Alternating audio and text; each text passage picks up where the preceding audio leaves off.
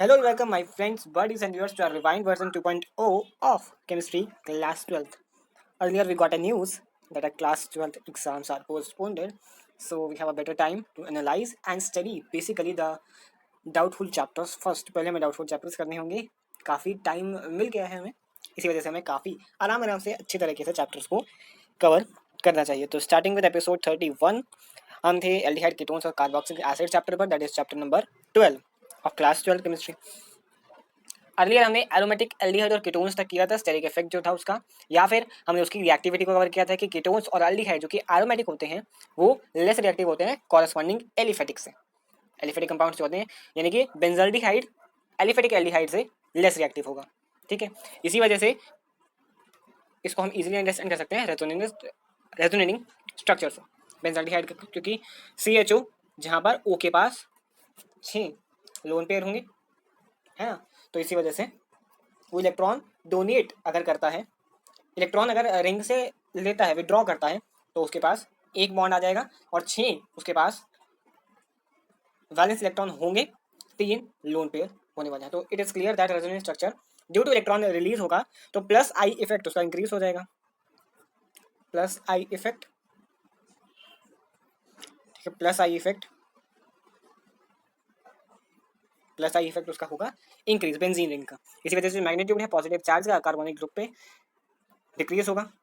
कंसिक्यूटिवली it become less susceptible और वो nucleophile पर अटैक कर देगा, न्यूक्लियोफिलिक अटैक हो जाएगा. इसी वजह से एरोमेटिक एल्डिहाइड और कीटोन्स जिसमें कार्बोनिक ग्रुप आता है, ठीक है, क्योंकि हमारे पास एल्डिहाइड में तो CHO है, दैट इज कार्बोनिल ग्रुप.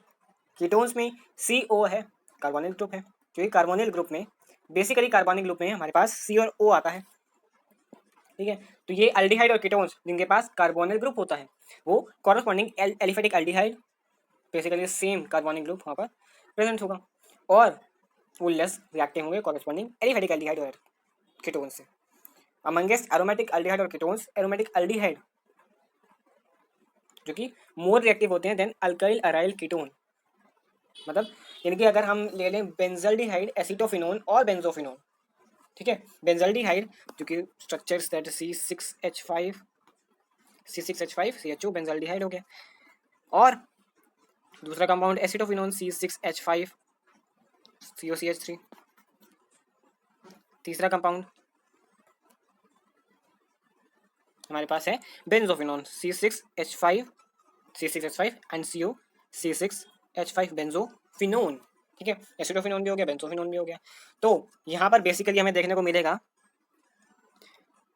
हमें देखने को एक चीज़ मिलेगी कि सबके पास कार्बोनिल ग्रुप है एंड कार्बोनिल ग्रुप है.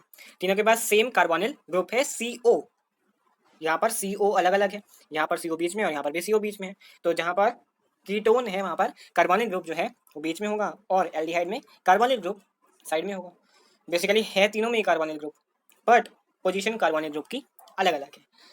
रिएक्टिविटी की बात है, सभी एरोमेटिक कंपाउंड है जहाँ पर कार्बोनिल ग्रुप लगा हुआ है, और तीनों की रिएक्टिविटी में क्या डिफरेंस है, क्योंकि है तो तीनों एरोमेटिक है. रिएक्टिविटी कुछ इस तरीके से डिक्रीज होगी इसकी. जो रिएक्टिविटी है, सबसे रिएक्टिव एलिमेंट होगा बेंजल्डिहाइड, देन उससे कम रिएक्टिव एसिटोफिनोन और सबसे कम रिएक्टिव बेंजोफिनोन. तो बेंजल्डिहाइड सबसे रिएक्टिव होगा, और अगर हम अल्काइल अराइल कीटोन पर आते हैं उससे ज़्यादा रिएक्टिव बेंजीन के साथ या एरोमेटिक एल्डिहाइड होने वाले हैं. ठीक है, हमारे पास एग्जांपल आते हैं न्यूक्लियोफिलिक एडिशन रिएक्शन के, जहाँ पर एडिशन होता है हाइड्रोजन साइनाइड का, HCN का एडिशन होगा, प्लस होगा HCN. ठीक है, और हमारे पास एल्डिहाइड या कीटोन होगा, कार्बोनिल ग्रुप तो दोनों में ही है. ठीक है, एल्डिहाइड और कीटोन होगा और बनने के वाला है साइनो साइनो ग्रुप तो जुड़ा हुआ है, उसके साथ हाइड्रोजन और लग गया. हाइड्रोजन का मतलब क्या, हाइड्रोजन का मतलब एक जगह साइनो ग्रुप है, एक जगह OH है, साइनो हाइड्रोजन बनेगा यहाँ पर. जैसे कि एसिटल्डिहाइड में अब हाइड्रोजन साइनाइड मिला दें, देन एसिटल्डिहाइड साइनोहाइड्रिन बनेगा. That compound is CH3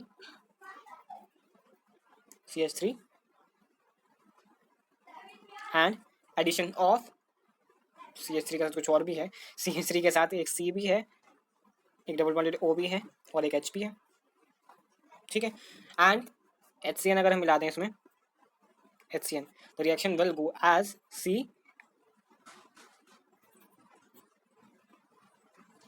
CH3C क्या आएगा यहाँ पर H, यहाँ पर लगेगा साइनो ग्रुप हमारा, यहाँ पर लगेगा OH, that is known as acetaldehyde. Acetaldehyde क्यों?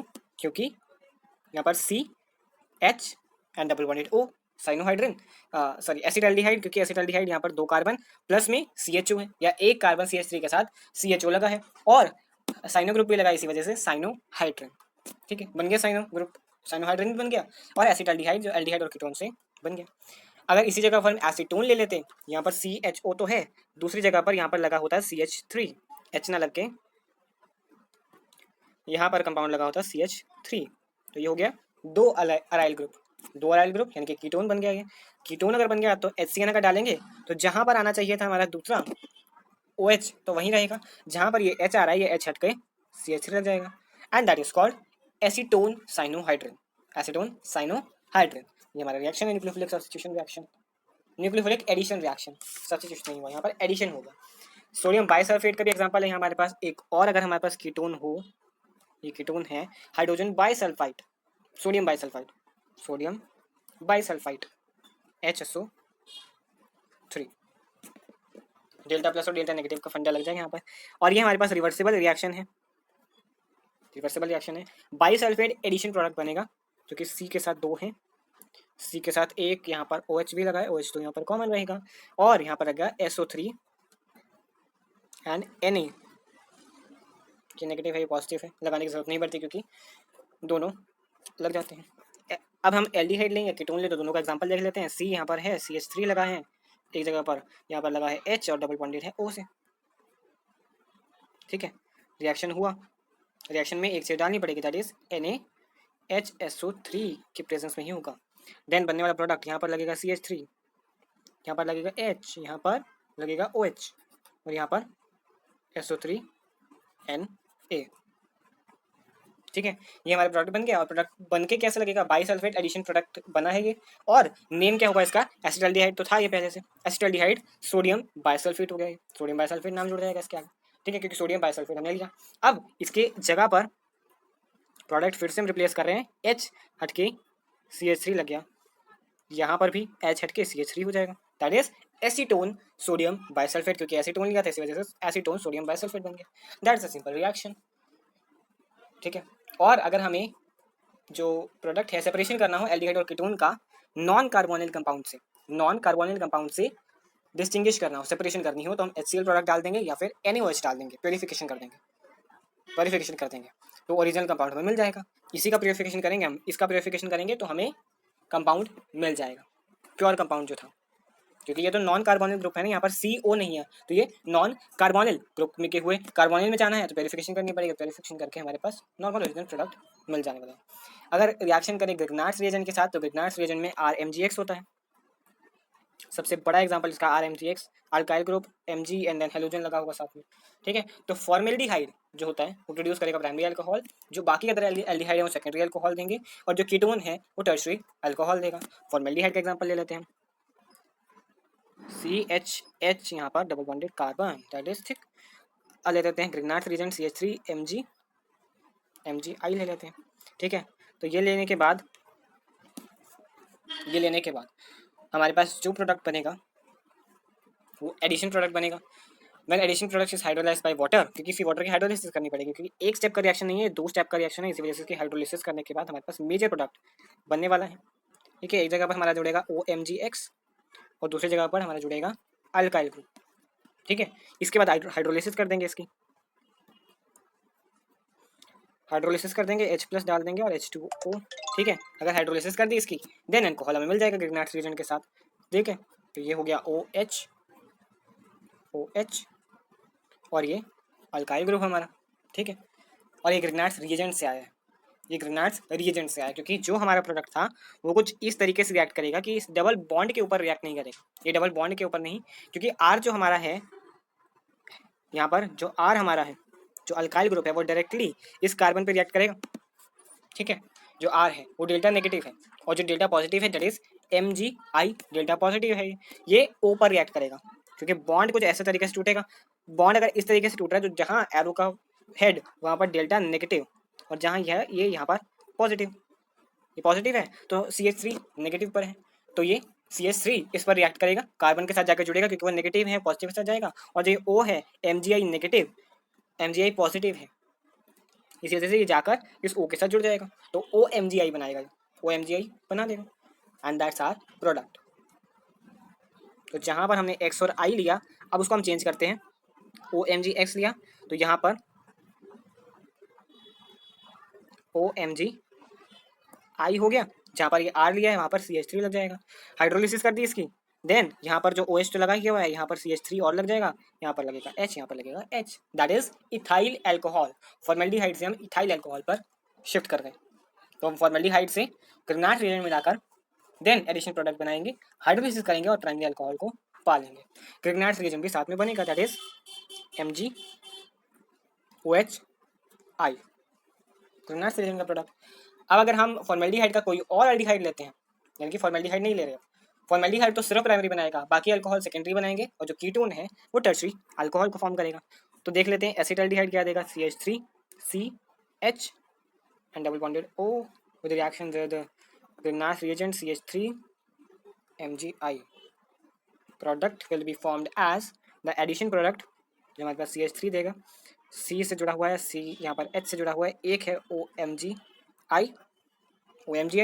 और एक CH3 जुड़ा हुआ है। हाइड्रोलिसिस करेंगे इसकी, तब हमें जाकर फाइनल प्रोडक्ट मिलेगा H+NH2O, हाइड्रोलिसिस कर दी इसकी। देन हमें सेकेंडरी अल्कोहल मिलेगा, सेकेंडरी अल्कोहल का मतलब C यहाँ पर है, एक H जुड़ा है, एक दो CH3 जुड़े हुए हैं,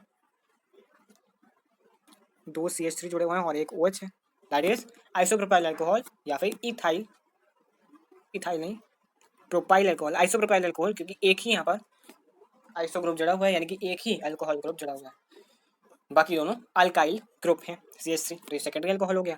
टर्शरी में अगर टर्शरी फॉर्म करना है तो हमें कीटोन चाहिए, कीटोन के लिए CH3 से C जुड़ा हुआ है, CH3 से C जुड़ा हुआ है, double bonded O, then Grignard reagent Mg CH3MgI, ठीक है, CH3MgI, एंड इसमें भी एक इंटरमीडिएट प्रोडक्ट बनेगा, एडिशन प्रोडक्ट, जिसको हम कहेंगे एडिशन प्रोडक्ट बनेगा। CH3 यहाँ जुड़ा हुआ है, CH3 यहाँ जुड़ा हुआ है, एंड अगेन OMgI तो यही रहेगा। इंटरमीडिएट प्रोडक्ट में कोई चेंज नहीं होगा, चाहे वो कीटोन हो चाहे वो एल्डिहाइड हो, ठीक है। यहाँ पर तीन अभी देखो तीन हो गए ना, तीन अल्काइल ग्रुप, तो ये पहली सिग्निफिकेंस दे रहा है कि टर्ट फॉर्म करेगा, टर्शियरी अल्कोहल फॉर्म करेगा H2O। हाइड्रोलिसिस करी तो क्या हो गया, C एक जगह रह गया, CH3 तीन जगह आ गया CH3, यहाँ पर भी CH3 और एक OH, तो ये बन गया टर्ट ब्यूटाइल अल्कोहल या कि टर्शरी अल्कोहल। तो दैट्स द रिएक्शन, ये हमारे रिएक्शन हो जाते हैं। एडिशन ऑफ अल्कोहल, यानी कि अगर हम एसिटाल्डिहाइड में इथाइल अल्कोहल मिलाएंगे तो ड्राई HCl के प्रेजेंस में और C2H5 इथेनॉल के प्रेजेंस में हमारे पास एसिटाल्डिहाइड इथाइल एसिटल मिलने वाला है, ठीक है। केटॉन्स जो होते हैं वो एसिटल के साथ यानी कि ethylene glycol, CH2OH ethylene glycol, उसके साथ ये साइक्लिक कीटल फॉर्म करते हैं ड्राई HCl गैस के प्रेजेंस में, ठीक है। तो ये हमारे रिएक्शंस हो जाते हैं। बाकी हाइड्रोक्सिल अमाइन के साथ रिएक्शन है, NH2OH के साथ ऑक्साइड्स बनाएंगे, इथेनॉल ऑक्सामाइन ऑक्सीन बनाएंगे। ये इथेनॉल ऑक्सीन मतलब जहाँ पर CH3 एक C से जुड़ा हुआ है, एक H से जुड़ा हुआ है, एंड एक जो है डबल बॉन्डेड NOH है, यह है इथेनॉल ऑक्सामाइन। ये फॉर्मेशन होगी एसिटाल्डिहाइड से जब हम हाइड्रोक्सिल अमाइन क्या होता है NH2OH के साथ रिएक्शन करवाएंगे एसिटाल्डिहाइड का। हाइड्राजीन क्या होती है, हाइड्राजीन में NH2 linked with NH2, that is hydrazine, that is called hydrazine. इसके साथ रिएक्शन बनाएंगे तो हाइड्राजोन बनाएंगे, यानी कि पहले NOH जुड़ रहा था, अब यहाँ से ये कीटोन के साथ फॉर्मेशन, ये हमारे पास नॉट कीटोन, यहाँ पर एसिटाल्डिहाइड के साथ प्रिपरेशन है। जो NH2OH की थी वो एसीटोन के साथ भी कर सकती थी, एसिटाल्डिहाइड के साथ भी। रिएक्शन चेंज हो जाएंगी, एसिटाल्डिहाइड के साथ बनाएंगे एसिटल्डो ऑक्सामाइन, और कीटोन के साथ ही बनाएंगे प्रोपेनोन ऑक्सामाइन। यहाँ पर जो रिएक्शन था वो था एसिटाल्डिहाइड, दैट इज CH3C, ये H जुड़ा है यहाँ पर डबल बॉन्डेड O, और जो जुड़ने वाला है यहाँ पर ये है H2NnH2, यानी कि NH2 दोनों साथ में है, तो ये H2N और H2N, H+ की फॉर्मेशन में, H+ की रिएक्शन में ये क्या हेल्प करेंगे, ये एसिटाल्डिहाइड हाइड्राजोन बनाएंगे, CH3CH and the double bonded NNH2 H2O by product में निकलेगा। एसीटोन के साथ भी यही होगा, वहाँ पर जहाँ ये है वहाँ पर CH3 और जुड़ जाएगा, बस सिर्फ इतना सा काम है। एसीटोन हाइड्रोजोन, ये एसीटोन हाइड्रोजोन है, ये Cl हट जाएगा तो और ये 3 हट जाएगा तो हमारे पास एसिटाल्डिहाइड हाइड्रोजोन बन जाएगा। फिनाइल हाइड्रोजन होता है हमारे पास एक फिनाइल हाइड्रोजन इनकी जो रिंग स्ट्रक्चर C6H5NH2, ये फिनाइल हाइड्रोजन देगा, यानी कि जो हमारे पास डबल बॉन्डेड है उसके साथ ये पूरा कंपाउंड ये जो है NH N2H C6H5, ये N2H, ये जो पहले के 3 कंपाउंड है ना, इसको रेड कलर से मार्क करना चाहिए हमें। ये जो C6H5 है NNH, और जो हमारे पास ये NNH निकल गया H2 यहाँ से, और एक जो O निकलेगा वो एसिटाल्डिहाइड से निकलेगा। एसिटाल्डिहाइड का डबल बॉन्ड होता है ना CH3 CH and double bonded O, तो यहाँ से जो बचा हुआ एक H2 है और यहाँ से ये O है, ये जुड़ जाएंगे तो बाई प्रोडक्ट में वाटर निकल जाएगा, निकल गया। तो बस ये रिएक्शन हमारे पास होंगे, ठीक है। ऑक्सीडेशन रिएक्शन भी हमारे पास आते हैं जिसमें एल्डिहाइड से कार्बोक्सिलिक एसिड सिर्फ एक O जोड़ने से बन जाता है, ठीक है। सो एक हमारे पास बेनेडिक्ट सॉल्यूशन भी है, दिस इज द अल्काइल solution of cupric ion complex with citrate ion, it reacts with the same way as Fehling solution के जैसा ये रिएक्ट करने वाला है। सो बोथ एलिफेटिक और एरोमेटिक एल्डिहाइड हैं वो reduce to Tollens reagent, ketone से टेस्ट नहीं देंगे, कीटोन से टेस्ट नहीं देंगे। फेलिंग सॉल्यूशन ही हमारे पास Cu2+ होता है, ठीक है, Cu2+ होता है फेलिंग का सॉल्यूशन हमारे पास, और टॉलरेंस जो रिएजेंट है वो सिल्वर टेस्ट जो है वो सिल्वर मिरर टेस्ट होता है।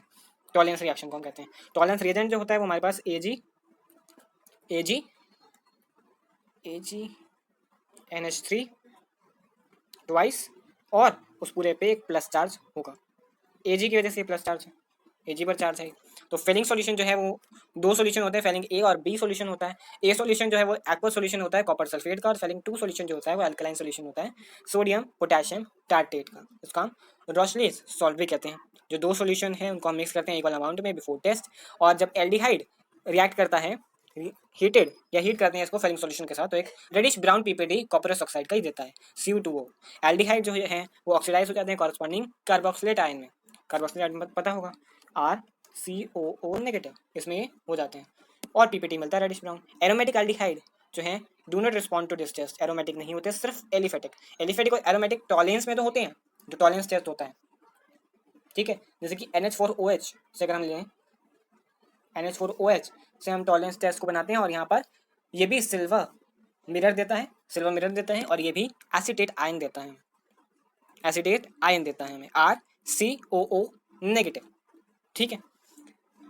जो अल्डिहाइड है वो कार्बोक्सिलिक आयन देते हैं, और वहाँ पर जो ऊपर थे एलिफेटिक और एरोमेटिक अल्डिहाइड अगर हैं तो वो टॉलरेंस टेस्ट तो देंगे, सिल्वर मिरर दोनों ही देंगे, कीटोन्स नहीं देंगे। लेकिन अगर उसके आगे दोनों अगर हमारे पास एलिफेटिक हैं या एलिफेटिक एरोमेटिक हैं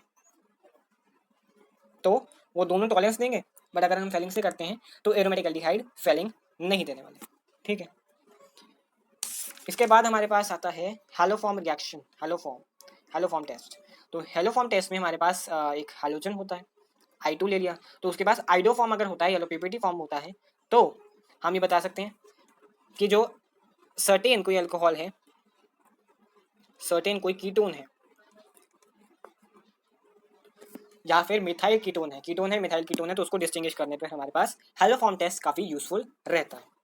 हैलोफॉर्म टेस्ट में any example that is CH3 C double bonded O CH2 and CH3।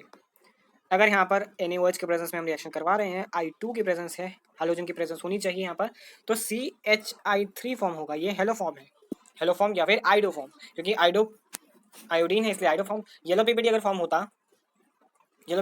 हो रहा है, then this is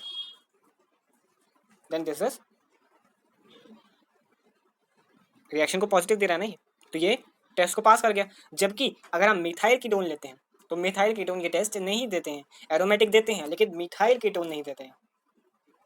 methyl ketone जो इथाइल अल्कोहल है या सेकेंडरी अल्कोहल है, उसको अगर हम कन्वर्ट कर दें एसिटाल्डिहाइड में या फिर मिथाइल कीटोन में अंडर सर्टेन कंडीशन, तो वो पॉजिटिव आइडोफॉर्म टेस्ट देगा, ठीक है। जैसे कि पेंटेन 2 ओन तो आइडोफॉर्म टेस्ट देता है, लेकिन पेंटेन 3 ओन नहीं देता, पेंटेन 3 नहीं देता।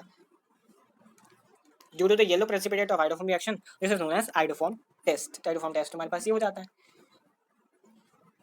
ठीक है, तो इसके बाद हमारे पास आइडोफॉर्म है। डिस्टिंग्विश किस किस में कर सकते हैं?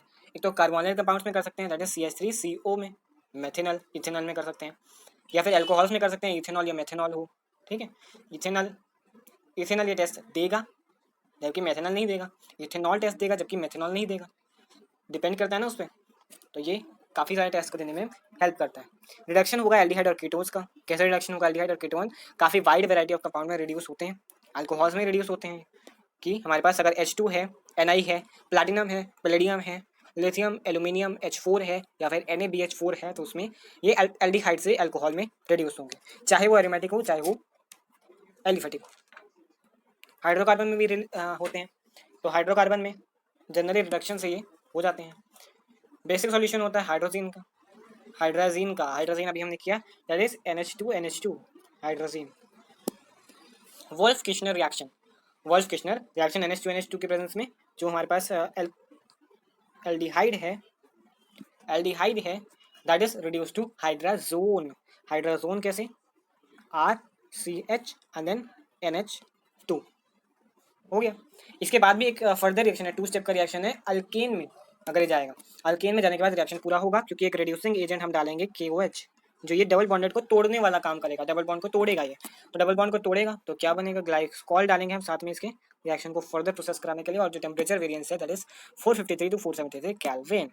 R से जो लिंक है वो सिर्फ एक ही हमारे पास अल्काइल ग्रुप है जो कि अल्केन ही बनाएगा, क्योंकि 2 अल्केन मिलकर एक अल्कीन बना रहे हैं, और साथ में N2 जो है वो निकलने वाला बाई प्रोडक्ट रह जाएगा। ठीक है, क्योंकि यहाँ पर जो H था और यहाँ पर जो H2 था, यहाँ पर जो H था और यहाँ पर H2 था, वो क्या कर, यहाँ पर RCH डबल बॉन्डेड N लगेगा, N लगेगा, 2 N लगेंगे, तो N2 H2 था, तो ये एक H एक H 2 H मिलाकर 3 बन जाएंगे H3, और ये N2 निकल जाएगा। ठीक है, तो ये रिडक्शन होगा बेसिक सॉल्यूशन में हाइड्रोजन के वुल्फ किशनर रिडक्शन। HI के साथ भी हो सकता है, जबकि वो अल्केन ही बनाएगा, इसी के जैसा बनाएगा। पाइनाकॉल्स के साथ भी हो सकता है, पाइनाकॉल्स जो कि बाई मॉलिकुलर रिडक्शन करते हैं, 2 मॉलिक्यूल्स अगर लेने तो उसकी रिडक्शन करके एक सिंगल मॉलिक्यूल्स देंगे। अल्डिहाइड टेस्ट नहीं देते हैं, सिर्फ कीटोन्स देते हैं। एक मिसलेनियस रिएक्शन है जो अल्डोल कंडेंसेशन हमने की थी। अल्डोल कंडेंसेशन, अल्डोल प्रोडक्ट नहीं, अभी अल्डोल कंडेंसेशन है। अल्डोल कंडेंसेशन में हम क्रॉस प्रोडक्ट के साथ रिएक्शन करवाते हैं। 2 मॉलिक्यूल्स हैं अल्डिहाइड के, पहले हम सेल्फ रिडक्शन थे। अल्डोल में क्रॉस में जब होता है वो 2 अल्डोल होते हैं, यानी कि अल्डोल मतलब aldehyde as well as alcohol. So aldehyde और अल्कोहल। तो यहाँ पर एक प्रोडक्ट हम ले लेते हैं, एक रिएक्टेंट हम ले लेते हैं, CH3C double bonded O H नीचे ले सकते हैं, साथ में अगर जोड़ना हो तो एक H यहाँ है, H यहाँ पर है, और एक और compound that is double bonded O and then H। ठीक है, ये C2H4 क्या CH3CHO है, CH3CHO एंड देन CH3CHO, बस थोड़ा सा उसका स्ट्रक्चर चेंज है, वो CH3CH लिखा है दोनों सेम ही, CH3CHO। अब यहाँ पर रिडक्शन होगा। रिडक्शन कैसे होगा? OH negative solution, OH negative यानी कि बेसिक मीडियम में हम इसको सेल्फ कंडेंसेशन जो कि फॉर्म करेगा बीटा हाइड्रोक्सी एल्डिहाइड या फिर 3 हाइड्रोक्सी एल्डिहाइड या फिर एल्डोल। सिंपली हम इसको एल्डोल प्रोडक्ट बोल सकते हैं। एल्डिहाइड और अल्कोहल जो हमारे पास प्रोडक्ट बनेगा वो कुछ इस तरीके से बनेगा कि जो यहाँ पर H है वो निकल जाने वाला है, H निकल जाने वाला नहीं है। यहाँ पर ये बॉन्ड को तोड़कर, ये जो बॉन्ड है इसको तोड़कर ये जो H है ये खुद ही इसके पास चला जाएगा। ये जो H है ये खुद ही इसके पास चला जाएगा। बाकी जो प्रोडक्ट हैं वो सेम रहेंगे। ठीक है, बाकी जो प्रोडक्ट हैं वो सेम रहेंगे, सिर्फ ये H जो है वो घूमकर ऊपर चला जाएगा। ठीक है, वो H जो है वो घूमकर ऊपर चला जाएगा, और जो इस साइड का H हमारे पास बचने वाला है, इस साइड का H बचने वाला है, वो भी H निकलने वाला है, क्योंकि जो ये H है, ये H है, H की कमी होगी ना। पहले H हमारे पास एक जगह पर 8 H थे और एक जगह पर हमारे पास सिर्फ 5 H रह गए, 3 H निकल जाएंगे। ठीक है, तो जो reaction further goes on that gives us CH3 C double bonded नहीं, सिर्फ single bonded OH, then H, then एक यहाँ पर C लगा होगा, एक डबल बॉन्डेड O होने वाला है,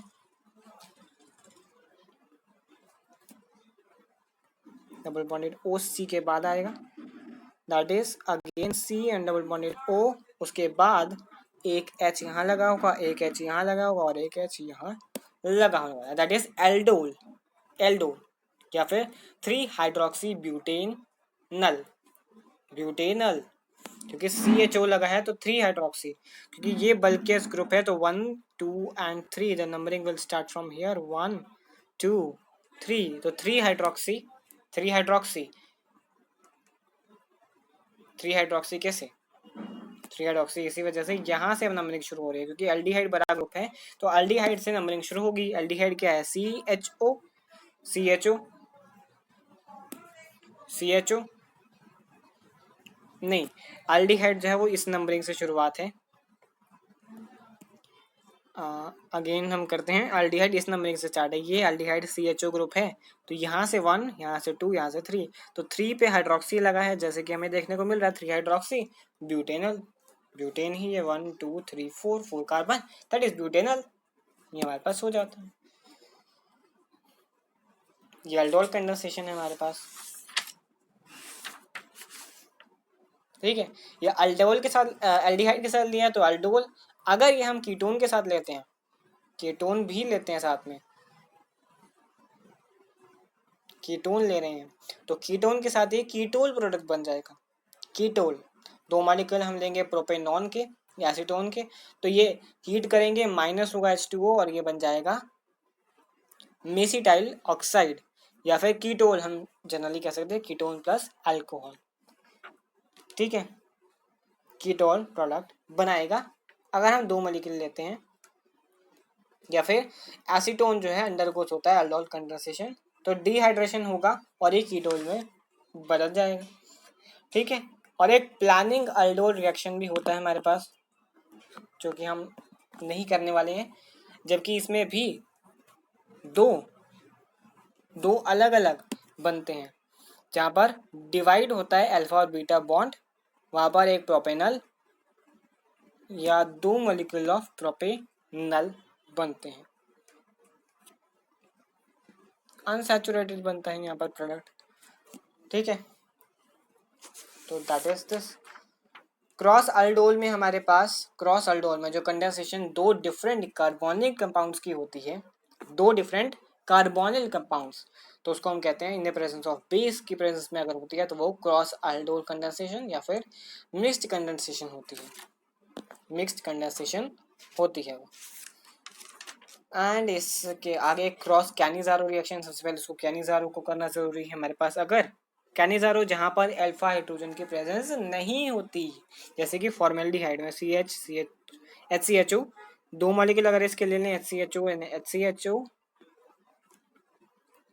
बेसिक नीड है कि अगर कैनिजारो होना है तो उसमें alpha carbon as well as alpha hydrogen की प्रेजेंस नहीं होनी चाहिए। अल्फा कार्बन है तो अल्फा हाइड्रोजन, और अल्फा कार्बन नहीं होना चाहिए तो अल्फा हाइड्रोजन की बात नहीं आएगी, अगर अल्फा कार्बन है तो अल्फा हाइड्रोजन नहीं होना चाहिए। बेसिकली इसी वर्क पे काम करता है। अब हम डालेंगे कंसंट्रेटेड KOH, सेल्फ ऑक्सीडेशन होगा और रिडक्शन होगा on treatment with concentrated alkali. Alkali क्या होगा? KOH ही होगा, तो एक मॉलिक्यूल है वो ऑक्सीडाइज हो जाएगा जबकि दूसरा रिड्यूस हो जाएगा। Thus the mixture of an alcohol and a salt of carboxylic acid is formed. So ये बनने वाला प्रोडक्ट that is CH3OH यानी कि मिथाइल अल्कोहल, मिथाइल का अल्कोहल बनेगा, साथ में पोटेशियम का फॉर्मेट प्रोड्यूस होगा, सॉल्ट प्रोड्यूस होगा, यानी कि प्लस HCOO नेगेटिव के पॉजिटिव है एंड O नेगेटिव है तो ये न्यूट्रलाइज हो जाएंगे, पोटेशियम का सॉल्ट फॉर्मेशन होगा। अगर एरोमेटिक ले लेते हैं कंपाउंड तो हमें NaOH डालना पड़ेगा, वो भी कंसंट्रेटेड, तो हमारे पास बेंजाइल अल्कोहल बनेगा, साथ में सोडियम बेंजोएट की फॉर्मेशन होगी। क्रॉस कैनिजारो में हमारे पास अगर आता है एल्डोल में, जैसे कि क्रॉस कैनिजारो में भी, तो ये NaOH के प्रेजेंस में होगा। एक हमने ले लिया फॉर्मेल्डिहाइड और एक ले लिया मेथॉक्सी बेंजल्डिहाइड, जहाँ पर दोनों तरीके पर methoxy benzaldehyde that is this CHO CH3, यहाँ पर O लगा होगा that is P methoxy para methoxy benzaldehyde. Formaldehyde ले लिया, NaOH ले लिया 50-50 के सिचुएशन में, और ये जो दूसरी जगह है वहाँ पर CH2 लगेगा और OH लग जाएगा, ये बन जाएगा मेथॉक्सी बेंजाइल अल्कोहल और सोडियम फॉर्मेट का एक सॉल्ट हमारे पास प्रोड्यूस हो जाएगा HCOO यानी, ठीक है, सोडियम फॉर्मेट का ये बन गया। इंटरमॉलिक्यूल में ग्लायोक्सिल जो है वो ग्लायोक्सिल एसिड में रिड्यूस हो जाएगा, ठीक है। तो ये हमारे पास कुछ एग्जांपल थे, कुछ रिएक्शन है जिसको हमने कवर किया। तो आफ्टर दैट इसके बाद हमारे पास इन्हीं सब रिएक्शन के साथ हमारे पास अब एक आते हैं यूजेस आते हैं एल्डिहाइड और कीटोन्स के। तो यूजेस फॉर्मेल्डिहाइड के क्या हैं? फॉर्मेल्डिहाइड एक फ्रीली सॉल्युबल वाटर में है, 40% सॉल्यूशन है in water, sold in market under the name of formaldehyde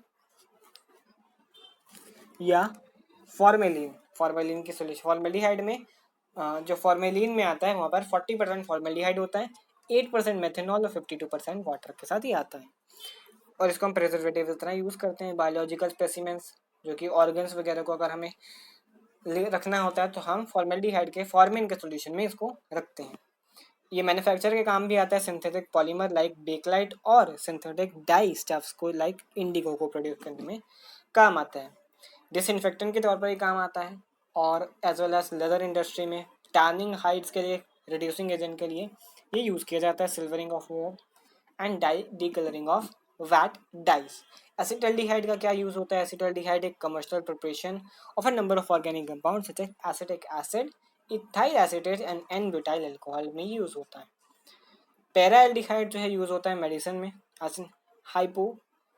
hypnotic के लिए यूज होते हैं।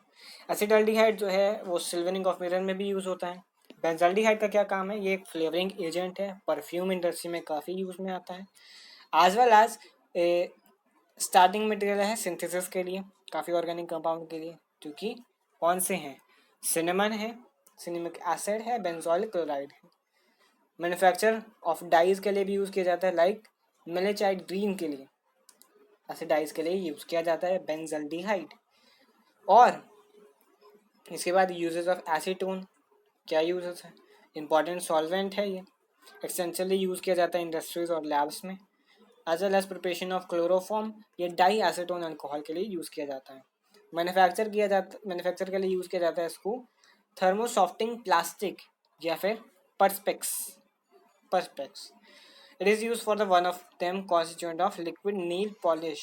एक लिक्विड नेल पॉलिश का भी एक कॉन्स्टिट्यूएंट पार्टिकल होता है। एसीटोन लिखा होगा किसी भी नेल पॉलिश पर कि एसीटोन का कंपाउंड इसमें रहने वाला है, दैट्स इट। अगर हम एल्डिहाइड कीटोन्स और कार्बोक्सिलिक एसिड में, एल्डिहाइड और कीटोन्स में अगर हम करें कि टेस्ट कौन सा देगा कौन सा नहीं, तो टेस्ट अगर हम टॉलेंस रिएजेंट दे रहे हैं, टॉलेंस, तो एल्डिहाइड तो देगा। अगर हम एक टेबल बना लें तो यहाँ पर एल्डिहाइड्स हैं ALD एंड यहाँ पर कीटोन्स हैं, तो टिक लगाते जाते Tollens test form silver mirror aldehyde देगा, कीटोन्स कोई भी सिल्वर मिरर नहीं देगा। फेलिंग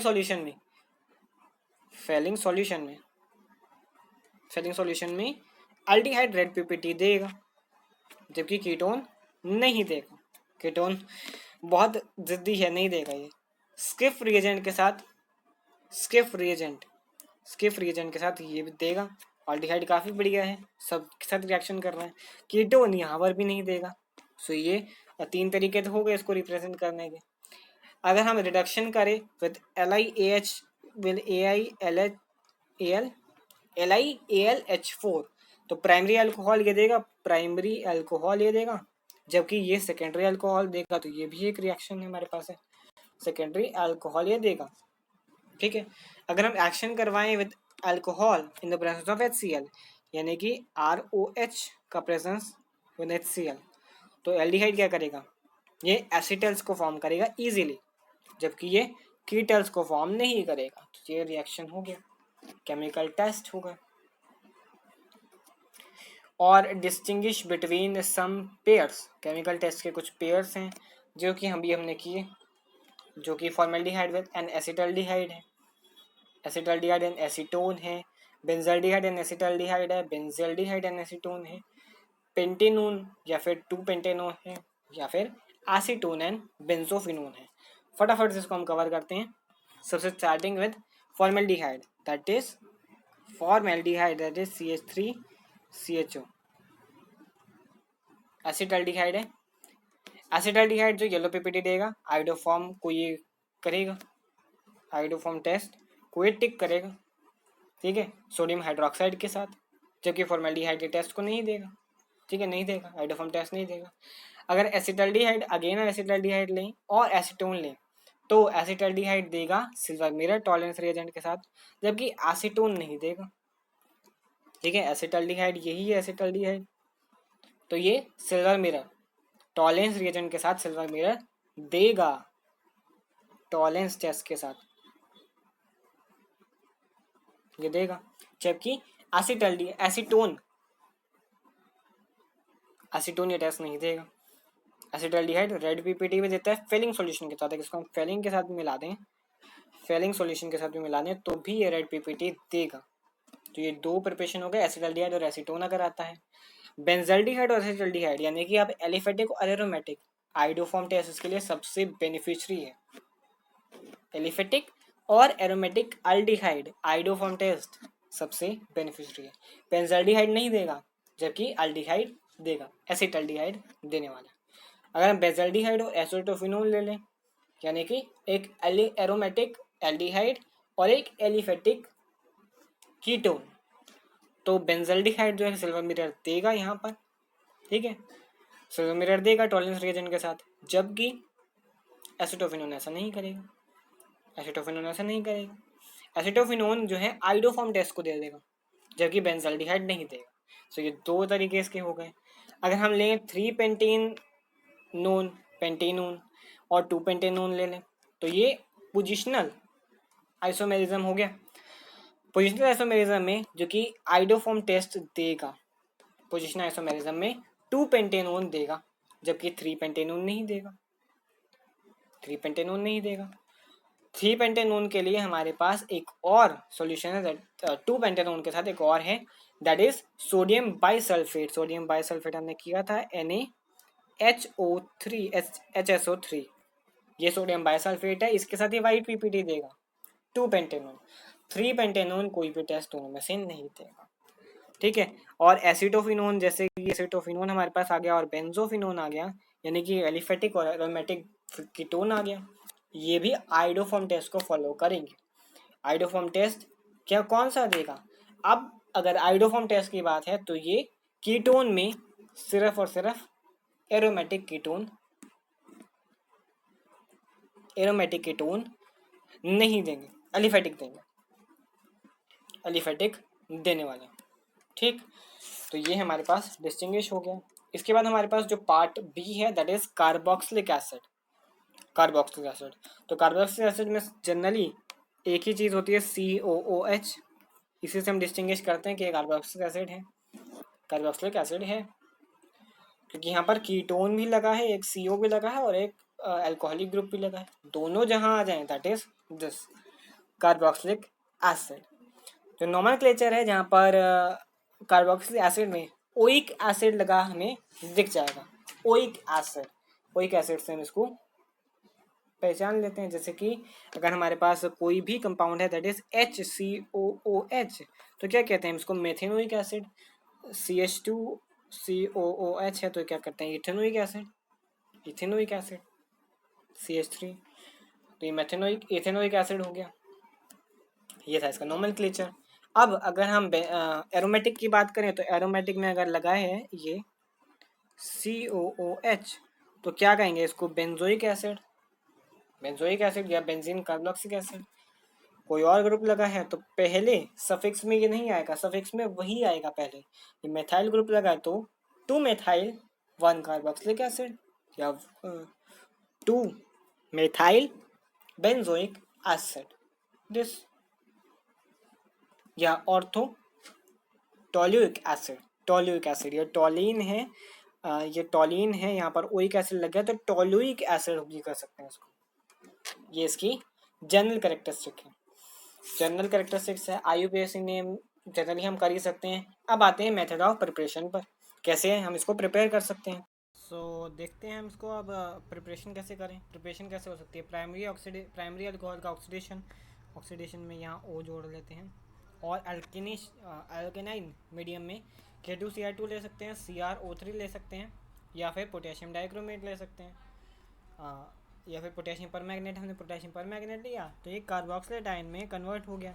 इसके बाद इसकी हाइड्रोलिसिस करेंगे, दैट इज H3O+, ठीक है, कर दी तो कार्बोक्सिलिक एसिड हमें मिल गया, प्रिपरेशन हो गई। ठीक है, सिंपली अगर हम ऑक्सीडेशन करें अल्डिहाइड और कीटोन्स की in the presence of Tollens reagent, aldehyde और कीटोन की RCHO aldehyde in the presence of Tollens reagent, oxidation कर दी, ठीक है, बनने वाला प्रोडक्ट क्या होगा, एसिटिक एसिड। एसिटिक एसिड यानी कि ओइक एसिड। ठीक है, एल्डिहाइड इजीली ऑक्सीडाइज हो जाते हैं कार्बोक्सिलिक एसिड में, even with the mild oxidising agent like Tollens reagent. तो ये एसिटिक एसिड में, या फिर एसिटिक एसिड नहीं, या फिर कार्बोक्सिलिक एसिड में ये जनरली रिड्यूस हो जाते हैं। हाइड्रोलिसिस अगर करते हैं नाइट्राइल्स का, या फिर साइनाइड्स का, या फिर एमाइड्स का, जो कि RCN होता है हमारे पास, प्लस में हाइड्रोलिसिस कर दी H2O, क्या बनने का प्रोडक्ट है, हीट देंगे, हीट देंगे तो अमाइड बनेगा, अमाइड यानी कि CONH2। ठीक है, ये हो गया। अगेन हम इसको हीट करेंगे तो क्या बनेगा, कार्बोक्सिलिक एसिड प्लस में NH2 COOH बन गया। ठीक है, अब ये तो प्रोडक्ट हमारे पास हो गए। इसके बाद एक ग्रिग्नार्ड्स रिएजेंट के साथ भी होगा कार्बन डाइऑक्साइड का, ग्रिग्नार्ड्स रिएजेंट के साथ कार्बन डाइऑक्साइड यानी कि C डबल बॉन्डेड O, और Grignard's reagent that is CH3MgBr ले लेते हैं, ले लिया। अब रिएक्शन क्या होगा, एडिशन प्रोडक्ट बनेगा ड्राई ईथर के प्रेजेंस में। क्या बनने वाला है, ये बनेगा CH3C double bonded O and Br, addition product. Addition product के आगे भी अगर हम H3O+ डाल देते हैं, ठीक है, कुछ अजीब से हो गया H3O+, ठीक है, हो गया। देन इथेनोइक एसिड बन जाएगा, या फिर कार्बोक्सिलिक एसिड बन जाएगा। ओइक एसिड का मतलब carboxylic acid, CH3C double bonded O and OH, ये हो गया। और साथ में ग्रिग्नार्ड्स रिएजेंट तो अलग से निकल ही जाता है, MgOH ठीक है, ये हो गया। असाइल एल्डिहाइड से भी बन जाता है, एसिड क्लोराइड अगर है उसकी हाइड्रोलिसिस कर दी तो कार्बोक्सिलिक एसिड बन गया, जैसे कि हमारे पास RCOCl हो गया। इसकी हमने हाइड्रोलिसिस करी, RCOOH में कन्वर्ट हो जाएगा ये। ठीक है, हाइड्रोलिसिस ईस्टर की भी करते हैं, ईस्टर मतलब यार RCOOR' ईस्टर की हाइड्रोलिसिस कर दी, देन कार्बोक्सिलिक एसिड फॉर्मेशन हो गया। मतलब फॉर्म हमने कार्बोक्सिलिक एसिड ही करना है, चाहे वो किसी भी तरीके से हो जाए। इसी तरीके से हमारे पास कार्बोक्सिलेशन होती है अल्केन्स की, डबल बॉन्डेड पर आ गए, अनसैचुरेशन से हम सैचुरेशन की तरफ जाते हैं। अंडर प्रेशर इसको H3PO4 में और स्टीम में ओइक एसिड में कन्वर्ट कर सकते हैं। ठीक है, ट्राई हैलोजन डेरिवेटिव, जहाँ पर क्लोरोफॉर्म, आइडोफॉर्म, ब्रोमोफॉर्म, CHCl3 ये होता है, ये हमारे पास ट्राई हैलोजन होते हैं। इसमें अगर हम KOH डाल देते हैं तो ये अनस्टेबल कंपाउंड एक बनाएगा, उसके बाद ये ओइक एसिड में फॉर्म हो जाएगा। एरोमेटिक में क्या होता है, टॉलिन में अगर हम KMnO4 डालें तो ये एक कार्बोक्साइड आयन बनाता है, देन हाइड्रोलिसिस करने पर ओ प्लस डालने पर ये ओइक एसिड में कन्वर्ट हो जाता है बेंजोइक एसिड। जैसे कि ये रिएक्शन हमारे पास बनेगा CH3 एंड देन KOH डाला, KOH भी डाल सकते हैं या फिर KMnO4 भी डाल सकते हैं। KMnO4 को प्रेफर हम करते हैं, KOH को नहीं, KMnO4 को प्रेफर करते हैं। KMnO4 पर ये अनस्टेबल कंपाउंड दैट इज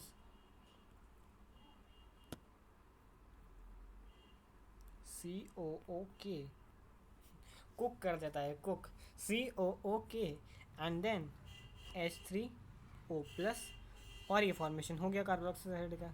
जहाँ पर K था वहाँ से K निकल कर अब COOH हो गया, बन गया बेंजोइक एसिड। तो ये हमारे पास प्रिपरेशन हो जाती है। प्रिपरेशन के बाद एक और तरीका ऑक्सीडेशन होता है अल्कीन्स का। अल्कीन्स का ऑक्सीडेशन यानी कि R जो CH है डबल बॉन्डेड CH2 ऑक्सीडेशन होगा, KMnO4 डालेगा, OH नेगेटिव डालेगा, हीट होगी, और जो है हमारे पास एक कार्बोनेट आयन कार्बोक्साइड आयन में कन्वर्ट होगा RCOO negative and K plus, again H plus इसमें का डल गया तो ये कार्बोक्सिल एसिड को फॉर्म कर देगा, कार्बोक्सिल एसिड को फॉर्म कर देगा RCOCOOH, और वो दो मॉलिक्यूल होंगे। सो ये ऑक्सीडेशन हो गया अल्कीन्स का। साथ ही साथ प्रिपरेशन के भी तरीके खत्म हो गए एंड आते हैं फिजिकल प्रॉपर्टीज पर। तो कार्बोक्सिलिक एसिड की फिजिकल प्रॉपर्टीज में फर्स्ट 3 मेंबर्स कार्बोक्सिलिक एसिड के कलरलेस होंगे और पंजेंट स्मेल देंगे, जबकि जो नेक्स्ट 6 मेंबर्स होंगे वो ऑयली लिक्विड होंगे और वो फेंट अनप्लेजेंट ऑर्डर देंगे। ठीक है, देर आफ्टर फिर से कलरलेस वैक्सी सॉलिड शुरू हो जाएंगे, और जो बेंजोइक एसिड है और इसके होमोलॉग्स हैं वो कलरलेस सॉलिड्स होने वाले हैं। सॉल्युबिलिटी में अगर बात करें तो एमंग एलिफेटिक एसिड जो फर्स्ट 4 मेंबर्स हैं वो वेरी सॉल्युबल होंगे वाटर में, एंड जो सॉल्युबिलिटी है वो ग्रेजुअली डिक्रीज होगी जैसे जैसे मॉलिक्यूलर मास इंक्रीज होगा, जबकि सारे सॉल्युबल होते हैं अल्कोहल और ईथर से। Benzoic acid is sparingly soluble in cold water, जबकि हॉट वाटर में जबकि सॉल्युबल बेंजीन जो है बेंजोइक एसिड जो है वो स्पांगली सॉल्युबल होगा कोल्ड वाटर में, जबकि सॉल्युबल होगा हॉट वाटर में भी, अल्कोहल में भी, ईथर में भी। ठीक है, एज वेल एज जो सॉल्युबिलिटी है लोअर मेंबर्स की कार्बोक्सिलिक एसिड की, वो बिकॉज ऑफ हाइड्रोजन बॉन्डिंग उनकी अच्छी नहीं होती, इसी वजह से जो ऑक्सीजन एटम है carboxylic oxygen forms hydrogen bond with H of water and hydroxylic H atoms form hydrogen bond with oxygen atom। जो solubility है ऑक्सीजन कार्बोक्सिलिक एसिड की ग्रेजुअली डिक्रीज होती है जैसे जैसे साइज में इंक्रीज होता है अल्काइल ग्रुप की या फिर मॉलिक्यूलर मास इंक्रीज होता है। बॉइलिंग पॉइंट में क्या फर्क होता है, बॉइलिंग पॉइंट कार्बोक्सिलिक एसिड के वैसे ही हायर होते हैं बिकॉज उसमें इंटर मॉलिक्यूलर हाइड्रोजन बॉन्डिंग में प्रेजेंस होती है।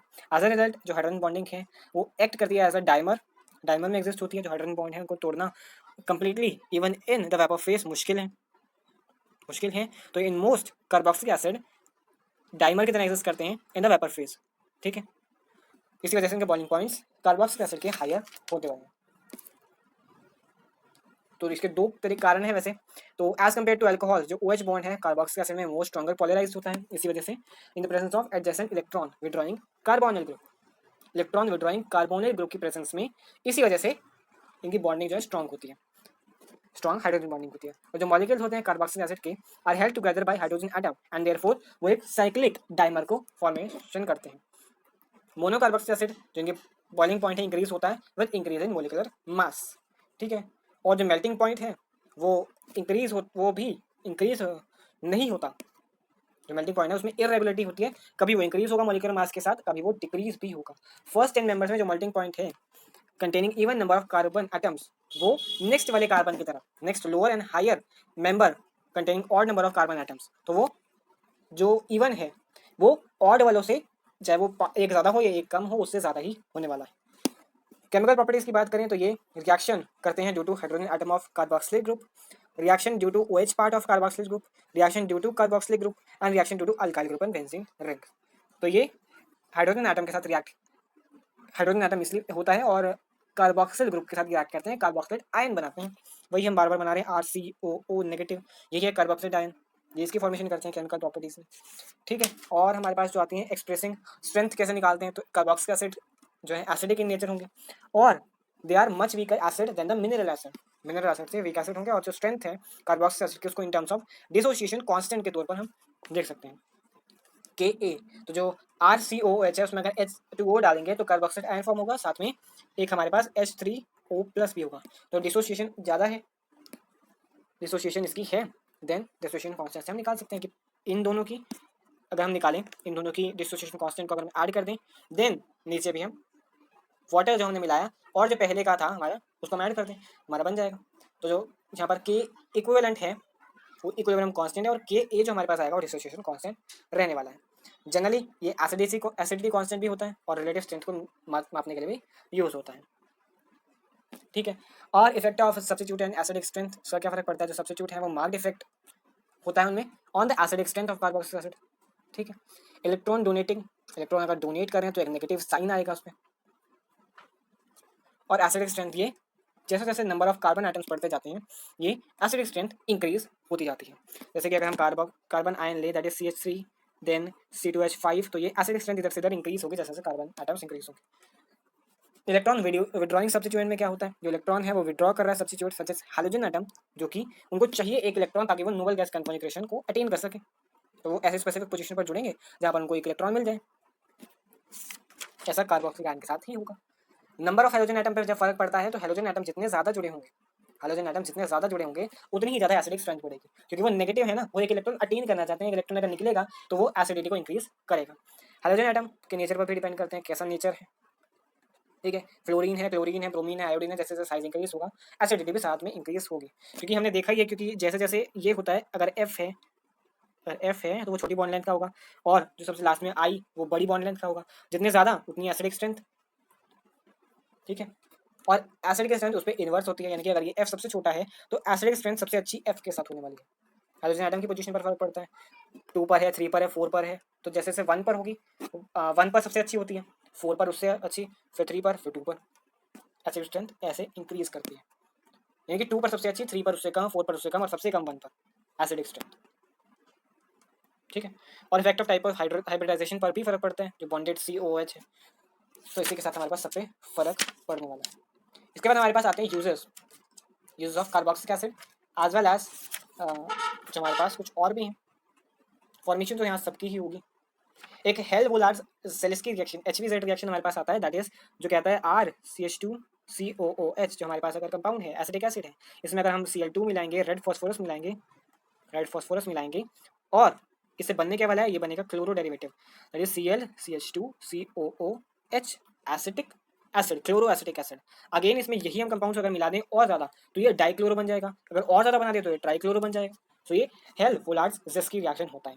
अल्फा हाइड्रोजन की प्रेजेंस होनी चाहिए, वही रिएक्ट करेगा क्लोरीन ब्रोमीन की प्रेजेंस में। स्मॉल अमाउंट में रेड फास्फोरस देंगे जो कि अल्फा हाइड्रोजन के साथ रिप्लेस हो जाएगा, हाइड्रोजन आइटम अल्फा हाइड्रोजन से रिप्लेस हो जाएगा। हो गया यहाँ पर। रिंग में ब्रोमिनेशन सल्फोनेशन होती है हमारे पास, जहाँ पर अगर हम ब्रोमीन वाटर के साथ कर रहे हैं तो ब्रोमीन उसकी पोजीशन पर जाकर जुड़ जाएगा और HBr निकलेगा। सल्फोनेशन में हम कर सकते हैं H2SO4 डाल देते हैं बेंजोइक एसिड में, तो सल्फो बेंजोइक एसिड फॉर्मेशन होता है, यानी कि बेंजीन रिंग के कोई भी साइड पर SO3H जुड़ा हुआ हमें मिल जाएगा। यूजेस मेथेनोइक एसिड के, फॉर्मिक एसिड के, लेदर टैनिंग में यूज होता है, कोएगुलेटिंग एजेंट है, रबर लेटेक्स में, रबर इंडस्ट्री में यूज किया जाता है, textile dyeing and finishing industry में एंटीसेप्टिक की तरह भी काम करता है, मेडिसिन की तरह गोट के ट्रीटमेंट में यूज होता है। Ethanoic acid manufacture of rayon जो कि एक सिंथेटिक मटेरियल है, रबर और सिल्क की इंडस्ट्री में यूज किया जाता है। सॉल्वेंट की तरह इसको यूज किया जाता है as a vinegar. Ethanoic acid या एसिटिक एसिड एक विनेगर भी है, विनेगर के नाम से कॉमन नेम है, कुकिंग और फूड इंडस्ट्री में इसका यूज किया जाता है। Benzoic acid and some of their salts जो है यूरिनरी एंटीसेप्टिक में यूज किया जाता है। सोडियम सॉल्ट्स बेंजोइक एसिड के एज अ फूड प्रिजर्वेटिव्स होते हैं, और इस ईस्टर जो परफ्यूमरी इंडस्ट्री में यूज किया जाता है। Last but not least distinguish जो अल्कोहल, फिनॉल और कार्बोक्सिलिक एसिड में एट अ टेस्ट, अगर हम लिटमस टेस्ट करें LT, तो अल्कोहल्स जो हैं वो टेस्ट को नहीं देंगे, फिनॉल्स जो हैं वो भी नहीं देंगे, जबकि कार्बोक्सिलिक एसिड जो है उस टेस्ट को देंगे, वो ब्लू लिटमस को रेड कर देंगे जो कार्बोक्सिलिक एसिड दे रहे हैं। ठीक है, अब अगर हम करें सोडियम बाइकार्बोनेट का टेस्ट, दैट इज NaHCO3, तो अल्कोहल क्या देंगे, वो रिएक्शन नहीं देंगे, फिनॉल्स भी नहीं देंगे, जबकि कार्बोक्सिलिक एसिड जो है वो एफरवेसेंस देंगे, एवोल्यूशन करेंगे CO2 गैस का, तो ये रिएक्शन दे रहे हैं। तीसरा रिएक्शन वो है सोडियम हाइड्रोक्साइड के साथ NaOH। ठीक है, अल्कोहल यहाँ भी नहीं देगा, जबकि फिनॉल फॉर्म करेगा सॉल्ट, क्योंकि इसको एक माइल्ड बेस मिल चुका है तो ये सॉल्ट को फॉर्म कर लेगा। कार्बोक्सिलिक एसिड भी सॉल्ट का फॉर्मेशन करेगा। अगर फेरिक क्लोराइड के साथ अगर रिएक्शन करने को दे दिया जाए, फेरिक क्लोराइड, तो अल्कोहल तो भैया कहीं भी रिएक्शन नहीं दे रहा है, और फिनॉल्स में ये कलर्स देगा वॉयलेट, ब्लू और रेड कलर, जबकि कुछ एसिड्स में ये प्रेसिपिटेट देगा कार्बोक्सिलिक एसिड, जैसे कि CH3COOH है, तो ये बफ कलर्ड PPT देने वाला है। केमिकल टेस्ट आते हैं हमारे पास फॉर्मिक एसिड से एसिटिक एसिड में। तो फॉर्मिक एसिड क्या होता है सबसे पहले HCOOH, ठीक है, और acetic acid CH3COOH। Alpha hydrogen की यहाँ भी एब्सेंस है, इसी वजह से टॉलिन्स रिएजेंट में सिल्वर मिरर कौन देगा, वो देने वाला फॉर्मिक एसिड ही है, फॉर्मिक एसिड ही HCOH यह देगा, जबकि CH3COOH नहीं देगा, क्योंकि उसमें पास अपने पास ही और चीज़ें। फॉर्मिक एसिड HgCl2 के साथ भी देगा, व्हाइट कलर का PPT, ठीक है। एसिटिक एसिड ये भी टेस्ट नहीं देगा। एसिटिक एसिड और एसीटोन में अब कार्बोक्सिलिक एसिड और कीटोन का रिएक्शन, कीटोन देता है सिर्फ और सिर्फ एक एफरवेसेंस एवोल्यूशन का, जो कि सोडियम कार्बोनेट पर मिलता है, सोडियम बाइकार्बोनेट पर हमें मिलता है। एसिटिक एसिड CH3COOH, ठीक है, एसिटिक एसिड और एसीटोन, जबकि एसीटोन नहीं देगा, कीटोन नहीं देता, ये टेस्ट नहीं देगा, ये देगा एफरवेसेंस देगा CO2 का। और जो एसीटोन है वो रिएक्ट करेगा अल्कलीन सॉल्यूशन, आइडोफॉर्म टेस्ट दे देगा, जबकि एसिटिक एसिड आइडोफॉर्म टेस्ट नहीं दे पाएगा, कार्बोक्सिलिक एसिड आइडोफॉर्म टेस्ट नहीं देते, एसीटोन यानी कि कीटोन देते हैं। एसीटोन ऑल्सो जो है ऑरेंज कलर की पीपीटी देगा 2,4 डाइनाइट्रोफिनाइल हाइड्रोजन के साथ, एसिटिक एसिड नहीं देगा। फिनॉल और बेंजोइक एसिड में, अब यहाँ पर फिनॉल अल्कोहल है और कार्बोक्सिलिक एसिड है। फिनॉल क्या देगा, अल्कोहल है तो वो फेरिक क्लोराइड के साथ तो रिएक्ट कर जाएगा, बट बेंजोइक एसिड नहीं करेगा, क्योंकि एरोमेटिक नहीं करते रिएक्ट और वो एफरवेसेंस भी नहीं देते, जबकि फिनॉल दे जाएगा। फिनॉल का C6H5COOH। इथेनॉल और एसिडिक एसिड में हमारे पास अगर आ जाए तो इथेनॉल टेस्ट नहीं देगा, एफरवेसेंस नहीं होगी उसकी, जबकि एसिटिक एसिड की होगी। अभी एसिटिक एसिड यही चल रहा है, ये सब में ही दे रहा है इथेनॉल, जबकि एलोपीपीटी देगा, आइडोफॉर्म टेस्ट को ये क्लियर करेगा। जितने भी अल्कोहल है एरोमेटिक, वो आइडोफॉर्म टेस्ट तो पक्का देने वाले, एसिटिक एसिड नहीं देगा। So that's all for this chapter. I hope you all understand the topics covered in this chapter. And इस चैप्टर का यहीं पे एंड हो जाता है। इसी के साथ केमिकल टेस्ट को अच्छी तरह करना जरूरी, एंड डेफिनेटली सारे चैप्टर्स के केमिकल टेस्ट जरूर आने चाहिए, क्योंकि डिफरेंस आ जाता है केमिकल टेस्ट के बेसिस पर। So that's all for today. I hope you all understand the topics covered in this video, or we will meet in the next video. Thank you so much and bye bye.